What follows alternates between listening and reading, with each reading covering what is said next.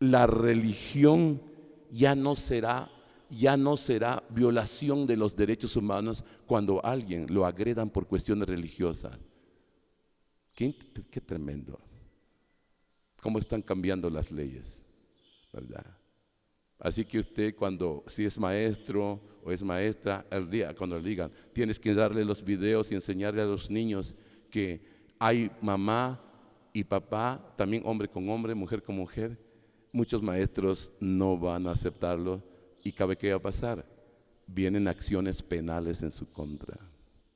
Entonces, mira, no estoy diciendo barbaridades, estoy diciendo algo que ya se está discutiendo, ya el sector del Senado de la República ya lo aceptó, y no vamos a dudar que los gobernadores de los estados también lo aprueben. ¿Qué quiere decir? Lo que el apóstol escribió: aprovechen bien el tiempo, los días son malos. Y esto nadie lo va a poder cuestionar. Sí, nadie lo puede cuestionar. ¿Qué quiere decir entonces? Entramos en un nuevo proceso de tiempo. El nuevo orden mundial que están impulsando.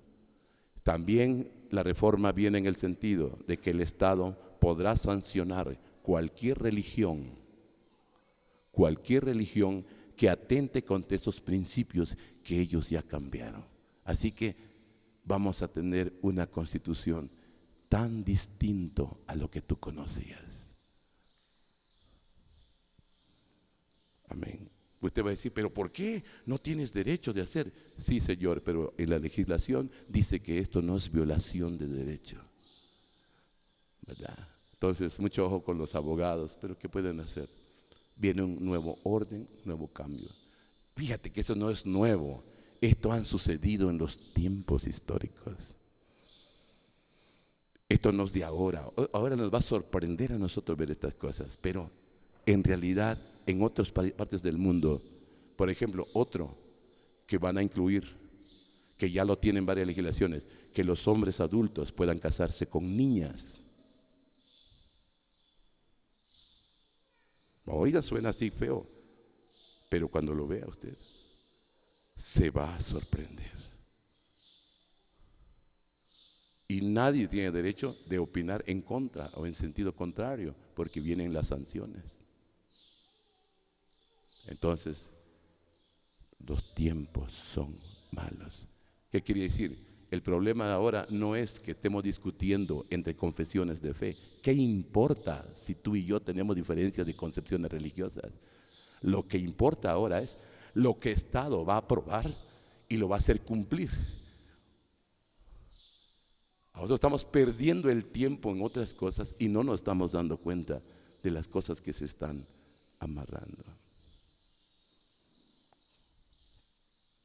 Sí, hermano, verdaderamente esto es cierto. Sí.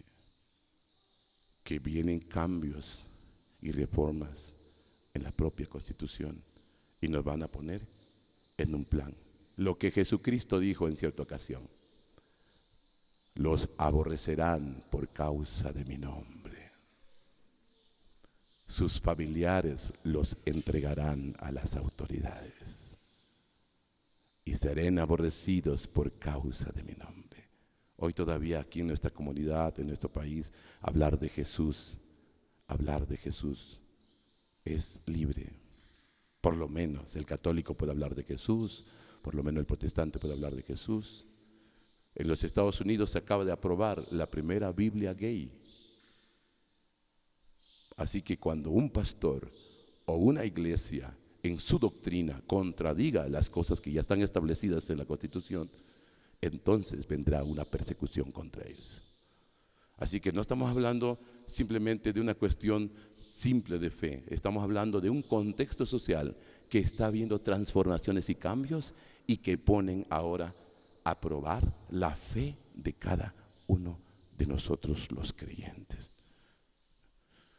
Wow. Amén. Así que no hay diferencia entre católico, no hay diferencia entre protestante, no hay diferencia entre ortodoxo. Si algún católico me está escuchando y es celoso de las Escrituras, tendrá el mismo problema. Sí. Si un ortodoxo me está escuchando, tendrá el mismo problema. Si un protestante de diferentes confesiones de fe que tiene el mismo criterio, tendrá el mismo problema. Entonces, no es problema ahora interconfesional, sino que ahora viene una religión de Estado. Y eso no es nuevo, ya la Biblia lo ha estado enseñando en tiempos atrás. Cuando el Estado tome control de los asuntos de la fe del pueblo, entonces vendrán lo que nosotros leímos en historia muchas ocasiones. Leímos la historia del Imperio Romano, leímos el Imperio Babilónico, el Imperio Griego, el Imperio Persa y de los siglos más recientes. Pero vienen entonces los tiempos malos. Bendito sea Dios que tenemos todavía la palabra de Dios. Por eso escogí este pasaje para hablar de algunas concepciones que el apóstol San Pablo describió en su tiempo. Entonces el problema ya no es tanto que usted va a pelearse con la idolatría. Usted ya no va a tener problemas, sino será de otra forma. Vamos a leer lo que el apóstol escribió. Sed pues imitadores de Dios. Efesios 5, versículo 1. Cuando Pablo escribió esto, él estaba preso. Él no estaba libre. Él estaba preso por acusaciones de los judíos. Y se fue a refugiar a Roma porque él, como ciudadano romano, el derecho romano lo asistía y apeló a ser juzgado de acuerdo al proceso romano. Y en ese primer encarcelamiento que Pablo tuvo, fue absuelto. Fue absuelto porque Roma se declaró incompetente de juzgar leyes internas de judíos. Y entonces dijeron, pues si el judío lo está acusando, es su problema de ellos, pero nosotros no le encontramos a él delito, lo sueltan. En ese primer encarcelamiento que duró durante 2 años, el apóstol Pablo estuvo detenido en calidad de arraigado en Roma. Desde ahí escribió estas palabras a la comunidad de Éfeso, cristiana: sed pues imitadores de mí, como hijos amados. ¿Qué está diciendo, verdad? Que Pablo, siendo el apóstol, se volvía el líder, el guía de esta confesión del cristianismo, a pesar que estaba Pedro todavía, a pesar que estaba el apóstol Juan. Ellos influyeron diciendo estas palabras: andad en amor como Cristo nos amó. Este es un principio, un valor tan importante que se seguirá enseñando en el cristianismo.